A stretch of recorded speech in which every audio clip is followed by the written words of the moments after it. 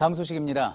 문재인 대통령과 트럼프 대통령이 열흘 뒤쯤 유엔 총회가 열리는 미국에서 만나 정상회담을 합니다. 한미 정상이 만나는 건 석 달 만입니다. 북미 간에 다시 시작될 실무 협상, 또 한일 간의 무역 갈등, 여러 현안이 있는 상황에서 이루어지는 만남입니다. 먼저 박소연 기자의 보도입니다.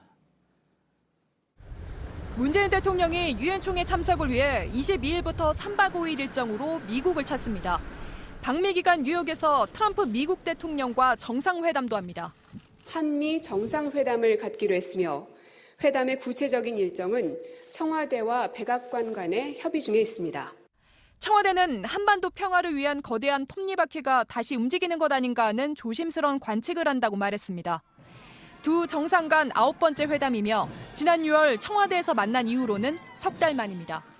이르면 9월 말 재개 예정인 북미 비핵화 실무협상과 관련한 의견을 주로 나눌 것으로 예상됩니다. 앞서 최선희 북한 외무성 제1부상은 지난 9일 미국과 비핵화 실무협상을 이달 하순에 할 의향이 있다고 밝힌 바 있습니다. 북미 대화가 재개될 조짐을 보이자 문 대통령이 양 정상 간 대화를 촉진하기 위해 미국행을 결정한 것으로 보입니다.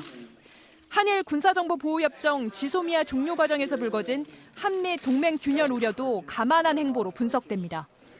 청와대는 방미 기간 주요 정상들과 양자회담도 가질 예정인데 아베 신조 일본 총리와의 정상회담 여부에 대해서는 즉답을 피했습니다.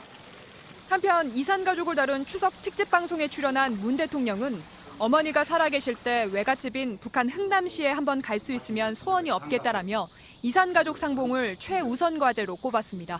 JTBC 박소연입니다. 한미 정상의 만남이 더 주목되는 건 이어서 열릴 수 있는 북미 정상회담 때문입니다. 마침 트럼프 대통령은 김정은 국무위원장과 올해 안에 만날 수 있다고 말했습니다. 북한이 다시 손을 내밀자 트럼프 대통령이 맞장구를 치는 모습입니다. 워싱턴에서 박현영 특파원입니다. 트럼프 대통령이 김정은 북한 국무위원장과 올해 안에 만날 수 있다고 말했습니다. 백악관에서 기자로부터 올해 어느 시점에 김정은과 만날 것인가라는 질문을 받고 어느 시점엔간 그렇다고 답했다는 것입니다. 트럼프 대통령은 이어서 그들은 틀림없이 만나기를 원한다. 그들은 만나고 싶어 한다고도 덧붙였습니다.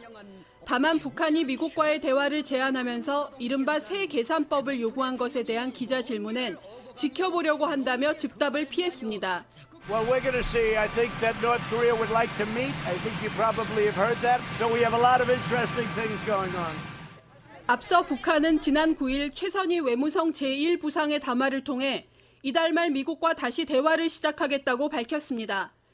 그 직후 트럼프 대통령은 만남은 언제나 좋은 것이라고 화답했는데 사흘 만에 또 긍정적 신호를 보낸 겁니다.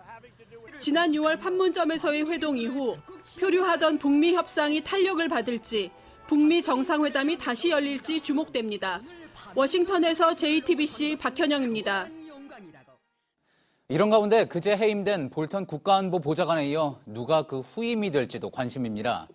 트럼프의 남자로 불리는 폼페이오 국무장관이 안보 보좌관까지 꿰찰 수 있다는 보도가 나왔었죠.